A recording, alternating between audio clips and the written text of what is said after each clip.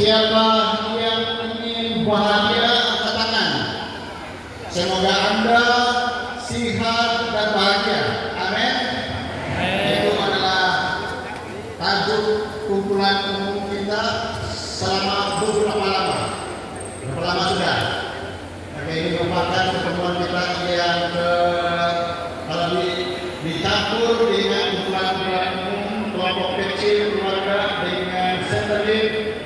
Maka ini merupakan pertemuan yang ke-10. Oke, kita pergi kepada semboyan kita.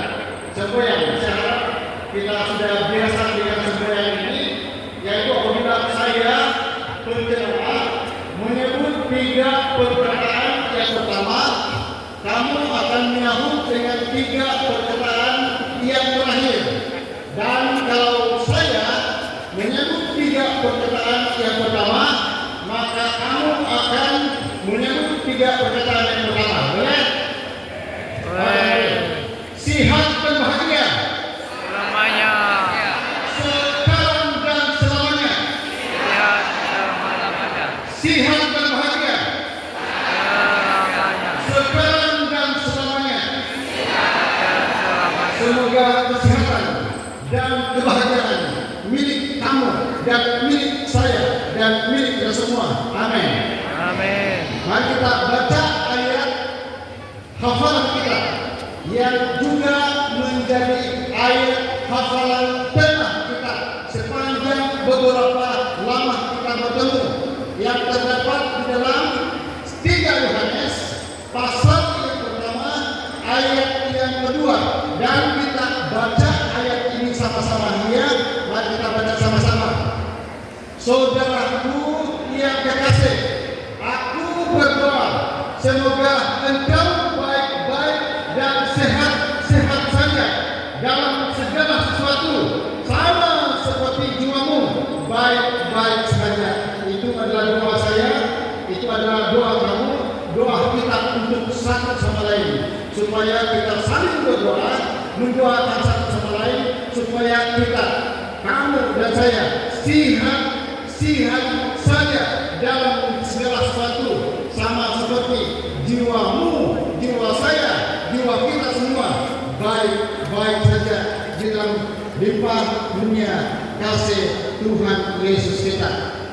Tajuk pelajaran kita pada malam ini, saya mempunyai 114 slide. Kalau saya mengatakan ataupun kalau saya bercakap selama 1 menit untuk setiap slide, artinya kita akan berada di sini mendengar khotbah saya selama 2 jam. Kalau saya mengatakan ataupun bercakap 30 saat untuk setiap slide, artinya 1 jam. Kalau 30 saat, kalau 15 saat, artinya 30 menit. Oke, jadi saya akan coba sedikitkan masanya untuk setiap slide-nya. Jadi mari kita pergi kepada slide-slide, dan saya harap kamu terus baca daripada paparan. Karena kadang-kadang saya akan berhenti dan kamu akan sambungnya. Oke, sangat penting bagi saya slide-slide ini, karena kita akan sama-sama belajar tentang kesehatan dan juga belajar tentang ajaran Alkitab, penting dan kesehatan. Nah, penting juga ayat-ayat ataupun firman Tuhan untuk kita pelajari bersama-sama, supaya kita sehat secara rohani dan juga sehat secara rohani di hadapan Tuhan. Kita mau kita terjadi kepada kita semua. Dan jadi tajuk pelajaran kita pada malam ini adalah bagaimana untuk menguncinya di luar, dan apa yang kita mau kunci di luar. Kita pergi kepada perkataan ini. Apakah sudah ready? Oke, sudah ready. Oke, sudah ready itu apa? Oke, mari kita baca sama-sama. Dia adalah seorang lelaki yang lebih tua, yang memberi sokongan keuangan dan lain-lain kepada seorang wanita yang lebih muda sebagai pertukaran untuk kenikmatan seksual. Wah, oke. Itu satu daripada perkara yang kita akan sentuh pada malam ini. Orang Kristen yang setia kepada Tuhan tidak akan melakukannya, tetapi ia berlaku di rata-rata tempat di seluruh dunia. Apabila sugar daddy ini datang kepada wanita, dia akan berkata, "Hai sayang, saya datang untuk mendapatkan gula-gula, sesuatu yang manis." Dalam bidang kesehatan ada juga sugar daddy. Dan diabetes jenis kedua adalah sugar daddy dalam kesehatan. Mengapa diabetes type 2 itu dipanggil sebagai sugar daddy? Karena pertama, diabetes type yang kedua ini berpunca daripada gula yang terlalu banyak di dalam darah.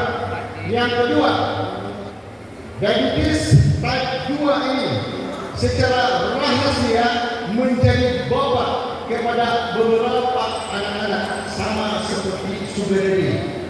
Secara lahiriah menjadi bapa kepada beberapa anak. Oke, apa bagi kita baca anak-anak ini, ataupun ketahui apa anak-anak dia? Dia adalah bapa kepada beberapa jenis penyakit. Ada penyakit-penyakit di sini. Apa penyakit dia yang utama ini apa? Kalau kita terlalu banyak gula, apa yang terjadi?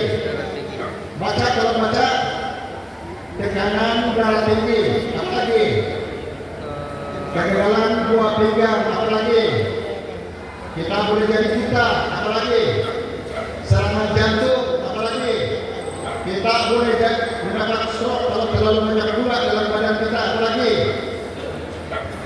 Penyakit ulcer. Kemudian kalau banyak gula dalam badan kita, kita juga akan mengalami imputasi. Apa itu imputasi? Artinya potong bahagian-bahagian yang akan bahagian-bahagian badan kita yang akan jadi buruk karena terlalu banyak manis dalam badan kita. Itulah yang menjadi anak-anak kepada sugar di dalam badan kita ya di Malaysia. Lebih daripada 3,9 juta orang mengidap diabetes. Itu adalah satu daripada 5 setiap orang di Indonesia ada diabetesnya ataupun ada kencing manisnya. Oke, kita teruskan. Jadi patutkah kita biarkan diabetes itu dalam diri kita? Atau patutkah kita menguncinya di luar? Kalau berada di dalam diri kita, artinya penyakit yang kita sudah terkait akan terjadi dalam diri kita. Jadi kita mau buang itu di luar kan? Kita mau menguncikan diabetes itu di luar, supaya jangan diabetes itu kesan-kesannya terjadi di dalam hidup kita. Jadi apa yang harus kita buat? Kita bagi dulu 3 jenis penyakit kencing manis ini. Ada juga penyakit kencing manis jenis 1 yang dulunya disebut sebagai juvenile diabetes. Banyak ditemukan pada kanak-kanak. Dan yang kedua, diabetes kepada yang sedang hamil. Kemudian yang ketiga, diabetes jenis kedua, dan ini yang selalu berleluasa di dalam orang yang tidak jaga kesehatan. Oke, bagaimana ia terjadi? Nah, kita belajar sedikit tentang diabetesnya. Ini sangat penting ini. Oke, kita Kristen, tetapi kita mau juga sehat, bukan saja secara rohani. Kita mau menyembah Tuhan, tetapi kita juga jaga diri kita supaya tidak kena penyakit sementara kita menunggu kedatangan yang kedua kali. Untuk memahami diabetes, kita perlu melihat apa? Metabolisme badan kita. Setiap sel memerlukan tenaga, dan kita mendapat tenaga itu yang kita perlukan itu daripada apa?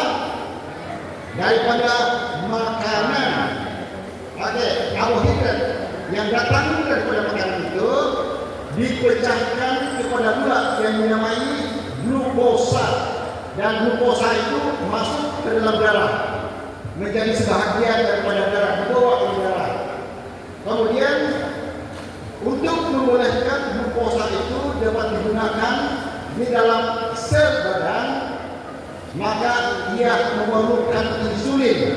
Jadi kalau darah itu sudah ada gula daripada makanan, ia tidak boleh tinggal terus dalam darah. Ia harus masuk ke dalam sel supaya dapat digunakan sebagai tenaga. Dan untuk masuk ke dalam sel perlu ada insulin. Jadi dari mana dapatnya insulin? Maka ini pankreas ini yang ada di tengah-tengah badan kita, di sini dekat dengan hati, akan membekalkan insulin itu, supaya gula yang ada dalam darah itu akan masuk dalam sel untuk digunakan sebagai tenaga kita. Oke. Apabila glukosa ataupun gula dalam darah itu sudah tidak ada, maka insulin juga akan tidak lagi dibekalkan oleh pankreas. Oke. Karena tidak lagi diperlukan, kalau insulin tidak lagi diperlukan, maka pankreas akan berhenti membekalkannya. Diabetes berlaku.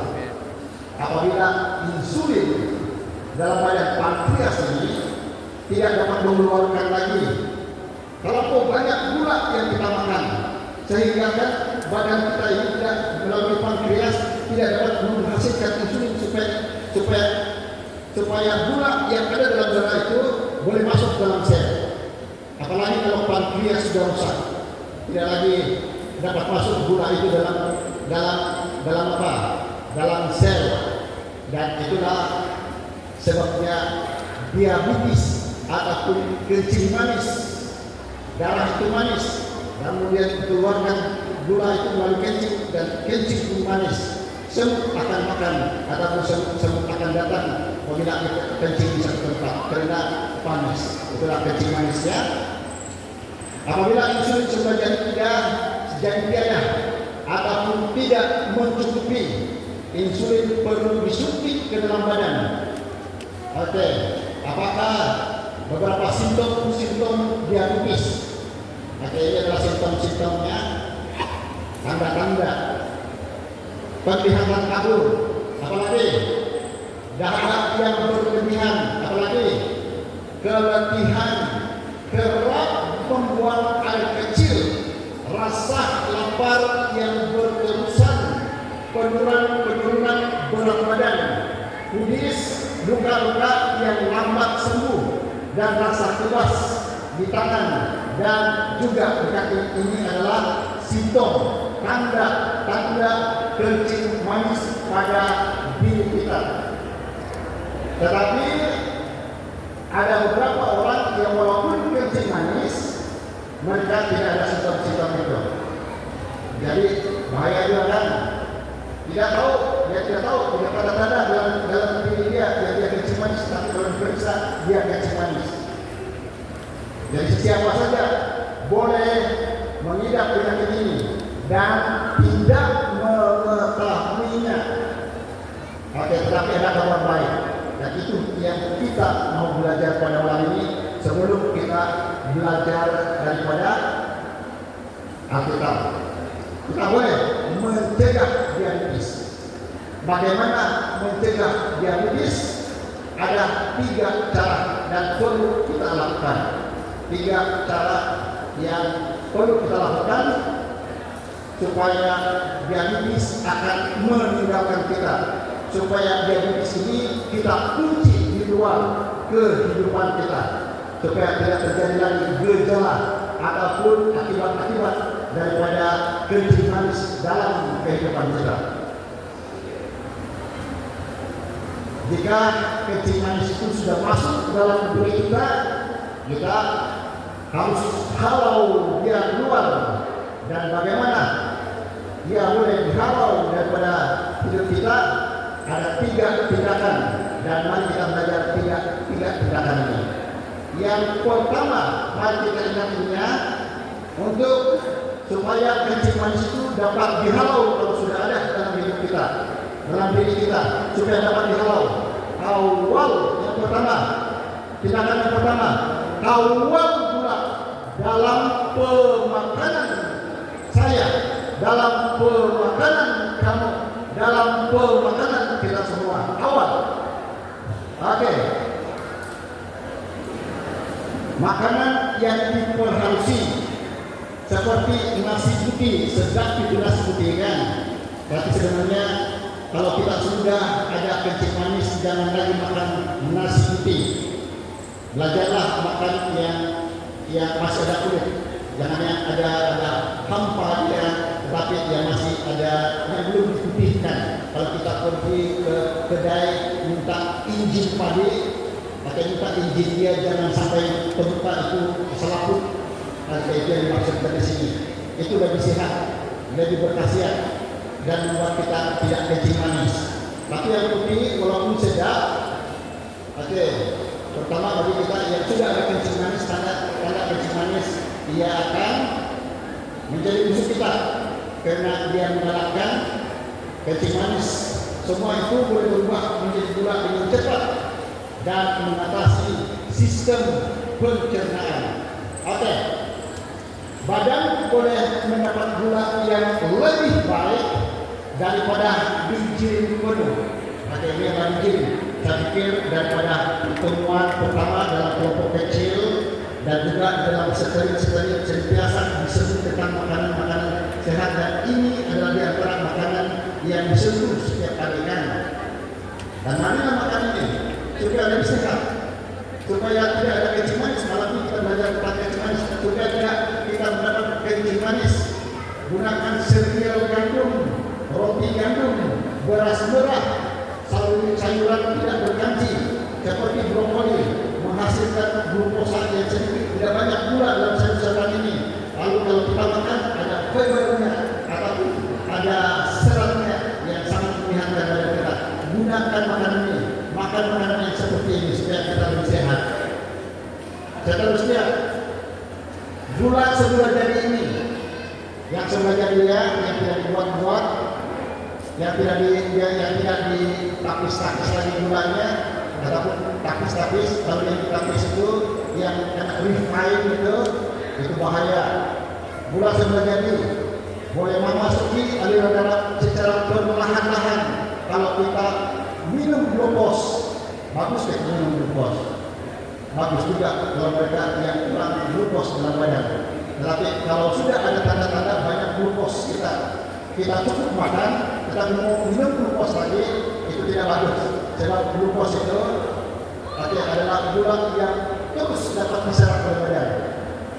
Jadi makan gula yang sudah jadi, yang memasuki aliran darah secara perlahan-lahan, dan pergerakan gula yang perlahan membantu keseimbangan antara glukosa atau gula dalam darah dengan insulin yang dihasilkan oleh pankreas kita.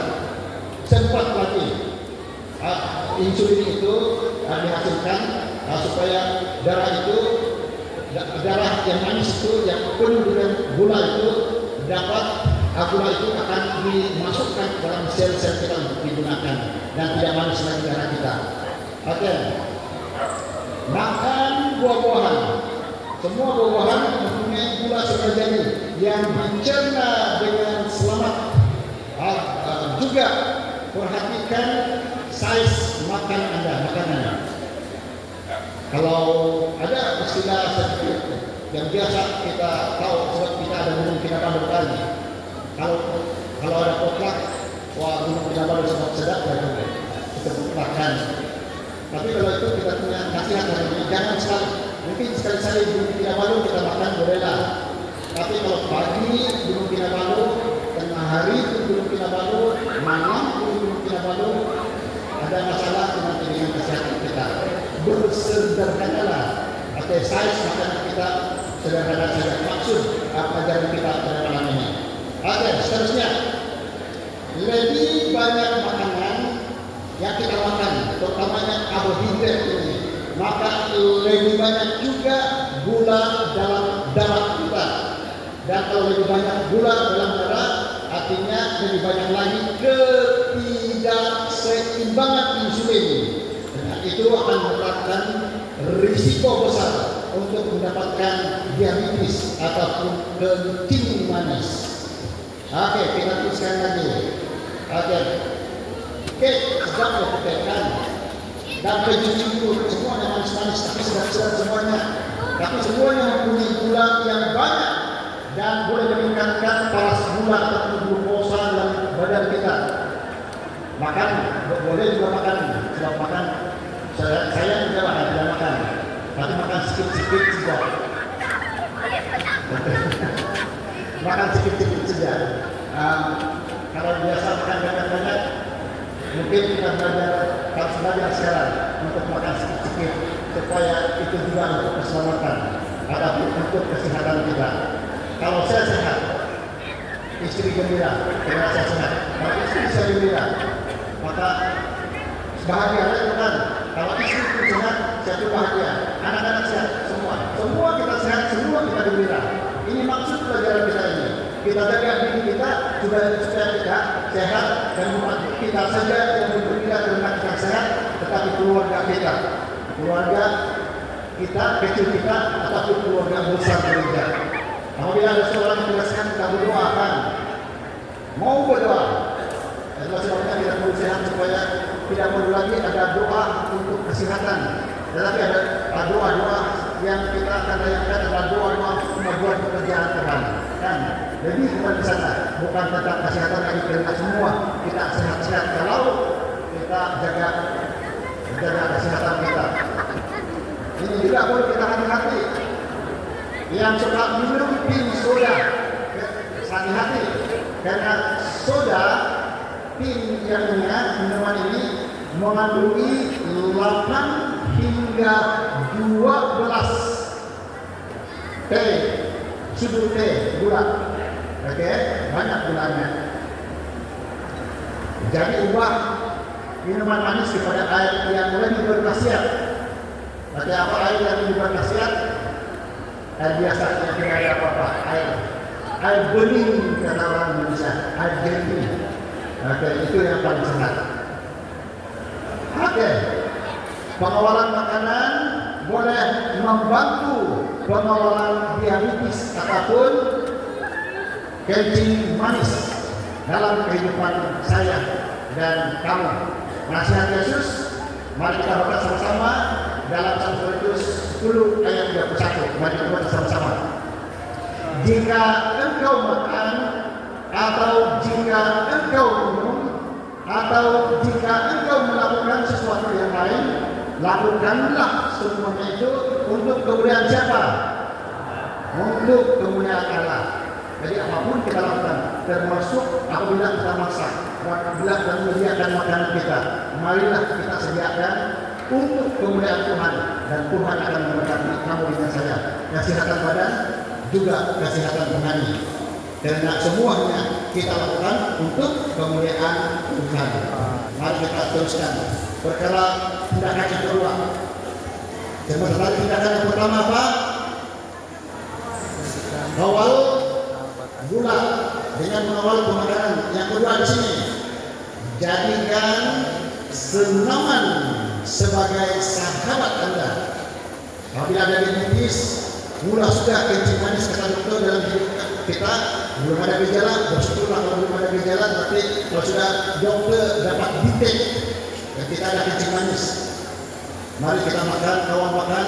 Dan yang kedua, tindakan yang kedua adalah jadikan senaman itu sebagai sahabat Anda. Artinya Anda, saya, kita semua akan bersenam. Karena bersenam itu akan membantu gula bergerak dari dalam darah kepada otot ataupun kepada sel.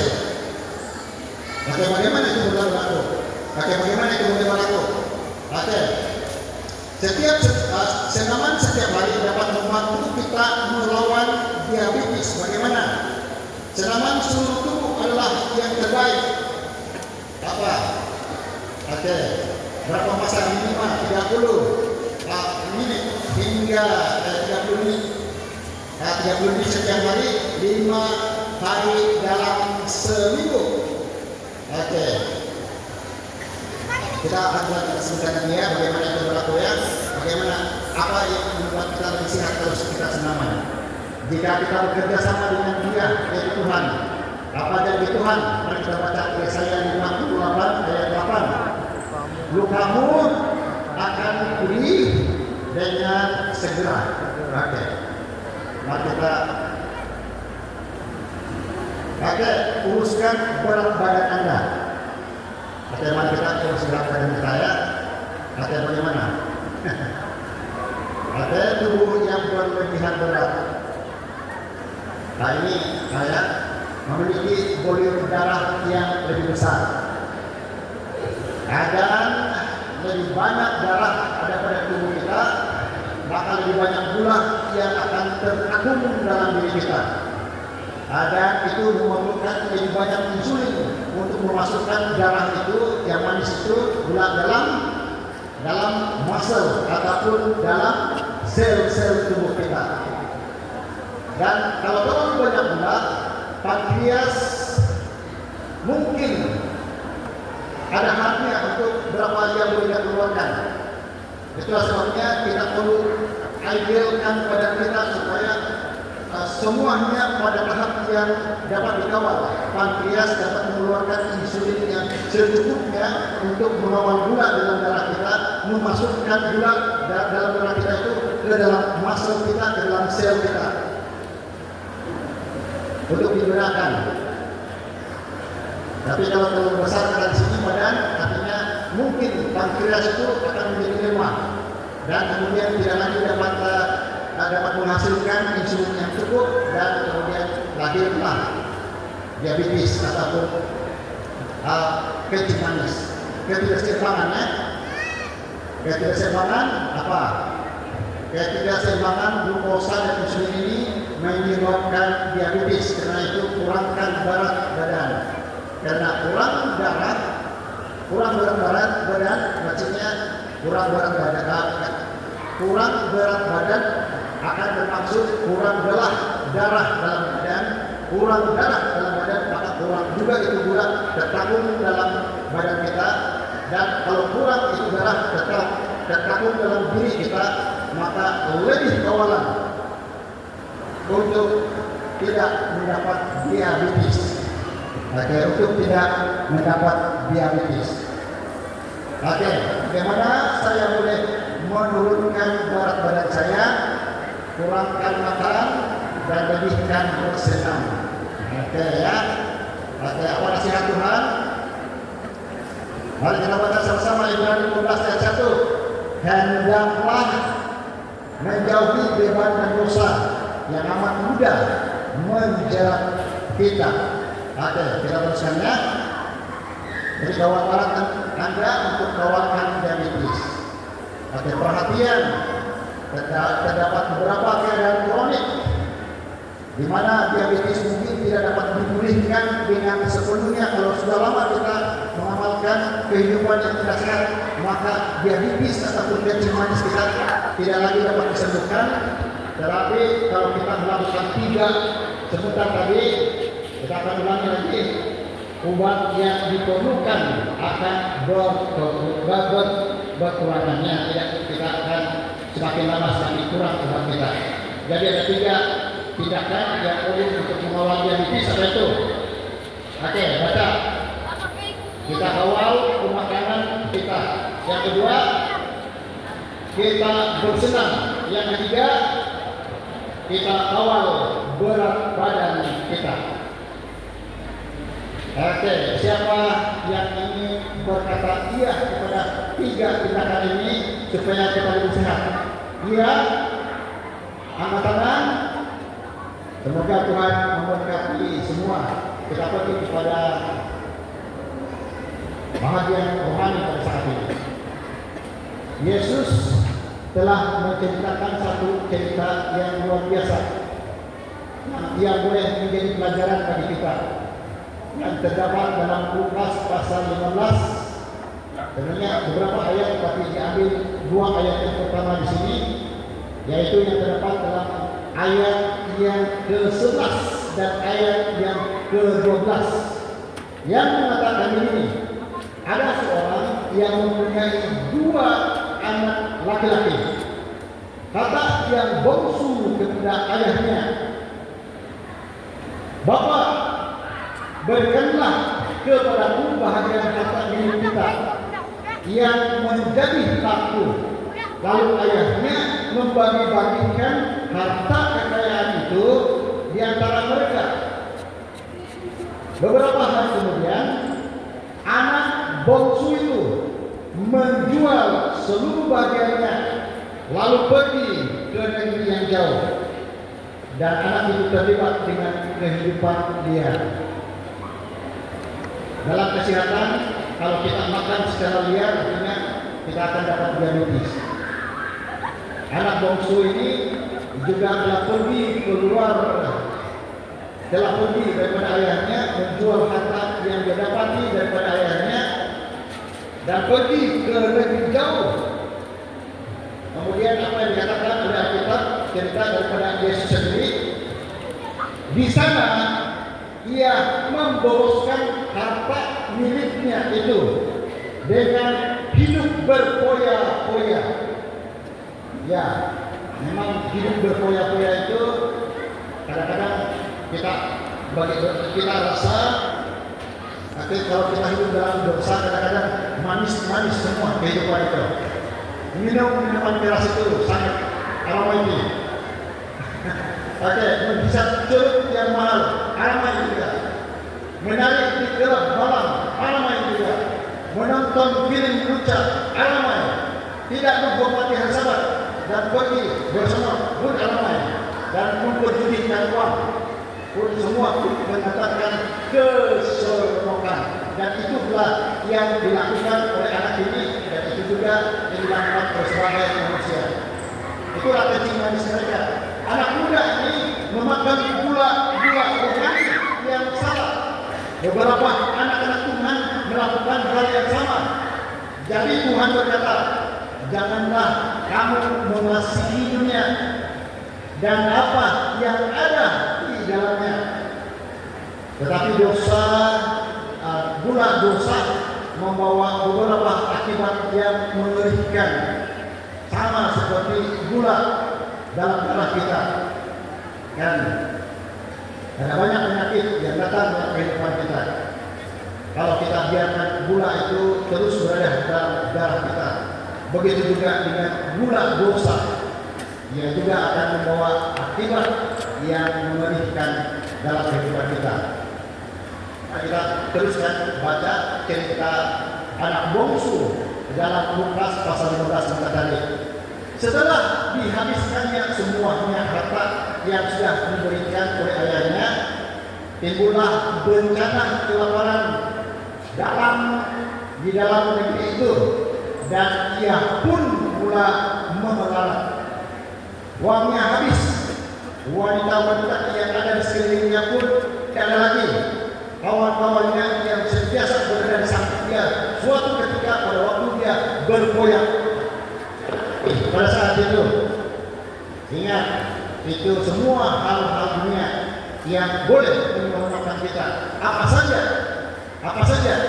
Ingat, semua hal-hal dunia ini tidak bertahan selamanya. Dia hanya mendatangkan keseronokan untuk sementara. Selepas itu gejala, selepas itu akibat yang mengerikan kita akan hadapi. Oke. Hari ini kita kuat, tetapi esok mungkin kita tidak kuat lagi. Ingat itu, karena kan mungkin selamanya boleh kekal, tetapi kalau tidak ada Tuhan, tidak ada kekalahan dengan apa-apapun yang kita ada di dunia ini. Hari ini kita cantik, tetapi hari esok kita boleh mempunyai muka yang berkedut. Hari ini kita mempunyai kedudukan yang tinggi, berkuasa, tetapi mungkin esok kita tidak lagi berkuasa dan tidak berdaya. Hari ini kita berada di sini, tetapi mungkin esok kita sudah pergi. Hari ini kita mungkin masih hidup, tetapi mungkin hari esok kita tidak ada lagi kehidupan dalam diri kita. Kalau tidak ada Tuhan, hal-hal duniawi yang menyenangkan, ingat, tidak selama-lamanya bersama-sama dengan kita. Kemudian apa terjadi dengan anak itu, anak bungsu itu, keadaannya seperti itu. Lalu anak itu pergi bekerja dengan seorang majikan di negeri itu. Orang itu menyuruhnya ke ladang untuk menjaga babinya. Ladang babi, dia bekerja di kandang babi. Lalu ayat seterusnya, ayat yang ke-16 mengatakan, karena dia terlalu lapar, karena sudah lama dia tidak makan.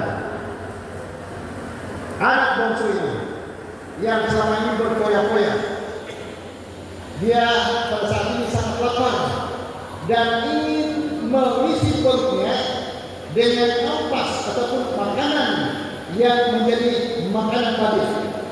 Tetapi itu pun tidak seorang pun, majikannya pun tidak memberikannya kepadanya. Wah, taruhkan makanan babi yang tidak, makanan babi yang dimakan oleh babi pun yang dia mau makan karena dia sangat lapar pun tidak dibenarkan untuk diambil dan dimakan oleh majikannya. Dia sangat lapar dan dia sangat marah. Itu akan terjadi kepada siapa kalau terlalu, kalau berada berfoya-foya dengan keinginan. Apa yang dunia ini tidak selamanya mendatangkan kebahagiaan, tetapi mendatangkan penderitaan kepada kita, seperti anak muda ini, seperti anak muda ini. Kemudian dia meneliti kehidupan lalunya dan dia membuat keputusan yang mengubah kehidupannya. Dia memutuskan untuk memulihkan diabetes ataupun kencing manis rohaninya, dan dengan tindakan yang sama ataupun dengan 3 tindakan juga sama seperti 3 tindakan untuk mengeluarkan ataupun mengunci, membuang diabetes ataupun kencing manis dalam kehidupan. Begitu juga dengan kencing manis rohani, ada 3 tindakan. Nah, inilah yang dilakukan oleh anak bungsu ini. Tindakannya yang pertama, dan ini sangat pentingnya saya dipahamkan Pastor Kozani, pengarah keluarga Mission Sabah, mengatakan, saya selalu dalam 2 malam saya berkhotbah, saya mengatakan saya berkhotbah berfokus kepada back to the altar, kembali kepada mezbah. Dan ini juga kembali kepada mezbah maksudnya. Anak itu merenung dan kemudian dia membuat tindakan. Dan kita juga boleh merenung kehidupan kita. Dan kita juga harus membuat tindakan, bukan renung saja. Dia sadar dirinya, dia sadarkan dirinya. Dan kita juga harus sadar dengan keadaan diri kita, dari segi kesehatan maupun secara spiritual ataupun secara rohani. Kita harus periksa diri kita. Kita harus periksa, dan itu adalah tindakan pertama yang kita harus lakukan dalam kehidupan kita. Lukas 15:17 menyatakan, lalu dia menyadari keadaannya. Dan apabila dia menyadari keadaannya, dia mendapat pandangan baru tentang ayahnya. Apa pandangan Anda tentang Tuhan? Mungkin pada waktu sehat tidak ada masalah. Kita anggap Tuhan itu masalah kita. Masalah saja bagi sahabat. Tidak dapat tidur sampai tengah hari. Kadang-kadang gitu kan. Anak-anak muda selalu suka tidur sampai tengah hari kalau tidak dibangunkan sampai pukul 2. Jadi hari Sabat itu pagi sampai pukul 2 petang sampai habis Sabat itu masih tidur kalau dibiar-biar. Karena mereka sebahagia kita merasakan pergi kerja itu masalah saja, belajar firman Tuhan itu masalah saja. Tetapi anak ini selepas dia mengalami pengalaman yang tidak baik, apabila dia merenung dirinya, dia mendapat pandangan baru tentang ayahnya. Kalau kita merenung diri juga, sedar dengan kehidupan kita, kita juga akan mendapat pandangan baru tentang Tuhan kita, dan itulah yang perlu kita lakukan. Kita perlu melihat bahwa semua hukum peraturan yang diberikan Tuhan itu diberikan Tuhan karena Tuhan mengasihi kita. Bahwa hukum-hukum itu adalah hukum kasih dari Tuhan sendiri. Peraturan-peraturan itu diberikan karena Tuhan ingin memelihara kita, memelihara kehidupan kita secara fisikal dan juga memelihara kehidupan kita secara rohani, supaya kita hidup di dunia ini pada saat ini dengan baik dan juga dapat bersedia kehidupan yang lebih sempurna pada kedatangan Tuhan yang kedua kali. Yang kedua, tindakan anak itu, dia mengambil keputusan. Pertama dia renung dirinya dan dia kemudian mengambil keputusan. Kita pun perlu mengambil keputusan secara fisikal dengan pemakanan kita, dengan kesehatan kita, dan juga perlu mengambil keputusan dalam hal rohani kita. Ini adalah tanggung jawab kami sebagai pastor dan juga bekerja menjadi pemimpin dan juga bertugas maka supaya sangat bersemangat seperti ini sebahagian daripada tugas kita untuk saling memuatkan di antara sesama lain, saling menyedarkan sesama lain supaya kita tetap dengan firman Tuhan. Tetapi kadang-kadang apapun yang diajarkan oleh ayah, apapun yang diajarkan oleh ketua gereja, apapun yang diajarkan oleh pastor, apapun bagaimanapun cantiknya persembahan dan juga lirik lagu yang dipersembahkan, yang mengambil keputusan untuk menerima ajaran Tuhan dan mempraktikkan dalam hidup adalah kami sendiri, kita sendiri, ya, secara pribadi. Jadi kita saling menolong, tetapi keputusan itu harus diambil oleh setiap persatu. Keputusan untuk kesehatan maupun kesehatan fisikal ataupun kesehatan secara rohani diambil secara pribadi. Dan anak ini memutuskan untuk pulang, datang pergi ataupun kembali kepada ayahnya. Lukas 15 ayat 18, anak ini mengatakan, aku akan bangun dan kembali kepada ayahku, dan kita pun akan bangun dan kembali kepada Tuhan. Amin. Amin. Tuhan memberkati. Dan kemudian apa lagi? Yang ketiga, jangan ambil keputusan, tapi jangan ambil keputusan begitu saja. Dia bangkit, dia bangun dan bergerak menuju ke rumah ayahnya. Itulah yang dilakukan oleh anak bungsu ini. Dia tahu apa yang dia harus lakukan dan dia melakukannya. Jadi kita sudah tahu banyak, sudah pelajaran yang sudah kita pelajari. Kita tahu sudah apa yang mau dilakukan. Banyak sudah pelajaran kesehatan yang sudah dipelajari sepanjang beberapa malam pertemuan, sama ada pertemuan kelompok, pertemuan keluarga, pertemuan satelit dan pertemuan negara ini. Banyak sudah pelajaran dan kita tahu sudah apa yang harus dilakukan. Mari kita sama seperti anak itu. Apabila dia sudah tahu, dia juga melakukan apa yang dia tahu.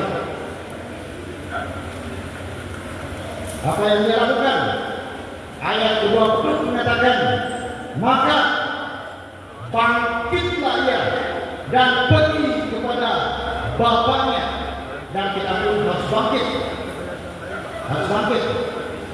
dan pergi kepada bapak kita. Dan bapak kita siapa? Bapak kita adalah Tuhan. Kemudian sesuatu yang menakjubkan terjadi. Ketika dia masih jauh, ayahnya telah melihat dia. Bagaimana ayah itu berada di situ melihat dia pada waktu dia datang. Kenapa? Karena ayah ini hari demi hari dia berdiri di depan pintu, mengawasi, melihat, bertanya-tanya, apakah anakku akan datang pada hari ini? Dan kemudian malam demi malam pun dia duduk dekat jendela, menatap, melihat dalam kegelapan dan bertanya-tanya, apakah anak lelaki saya akan pulang pada malam ini? Hari demi hari ayah memanggil nama anak bungsunya dalam doanya. Malam demi malam dia menitiskan air mata untuk karena dia mengingatkan, dia ingat kepada anak bungsunya yang berada di kejauhan. Itulah sebabnya pada waktu anak ini datang ke rumah, sejak dia muncul di pandangan, terus dapat dilihat oleh ayahnya, karena ayahnya sudah lama menunggu, senantiasa menunggu. Itu juga yang dilakukan oleh Bapak kita di surga, bagi kamu dan saya pada saat ini. Apabila kita berada dalam dosa, ada dosa yang mungkin orang lain tahu, ada dosa juga yang orang lain tidak tahu, tapi Tuhan tahu. Dan Tuhan senantiasa melihat, menunggu seperti ayah kepada anak bungsu ini, menunggu kita untuk kembali kepadanya, menunggu kita untuk datang kepada mezbahnya, menyembah dan menyerahkan kehidupan kita di hadapan Tuhan. Ketika ayah melihat anaknya yang muslim itu, tergeraklah hatinya oleh belas kasihan.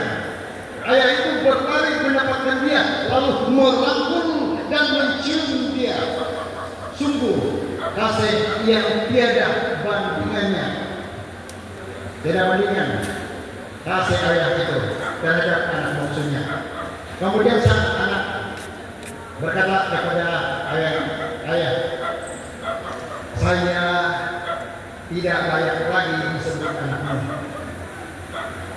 Dan ini adalah pertobatan yang setulus hati. Apabila kita datang kepada Tuhan, kita juga akan pergi sama seperti anak ini, bertemu dengan Tuhan. Saya tidak layak lagi dijadikan sebagai anak Tuhan, tetapi tolong kepada Tuhan, ampuni dosa saya. Tetapi ayah itu memotongnya sambil menangis. Dia mengatakan, kamu tetap anakku. Tuhan akan tetap mengatakan, kamu, walaupun kita telah berdosa, kalau kita datang kepada Bapa, kepada Tuhan dengan setulus hati, dia akan mengatakan, kamu tetap anakku. Anak ini anak saya. Ayah itu mengatakan, ini anak saya. Sudah mati dan hidup kembali. Dan begitu juga Tuhan dengan kita. Apabila kita datang kepada Tuhan dengan pertobatan, meninggalkan dosa kita, datang kepada mezbah Tuhan, menyembah Tuhan, menyerahkan kehidupan kita yang lama, yang tidak baik, yang jijik, yang penuh dengan dosa. Tuhan juga mengatakan, kamu adalah anak saya. Kamu sudah mati, tetapi pada hari ini kamu sudah hidup. Kemudian Bapak memerintahkan, dan ambillah anak lembu tambun itu, sembelihlah dia.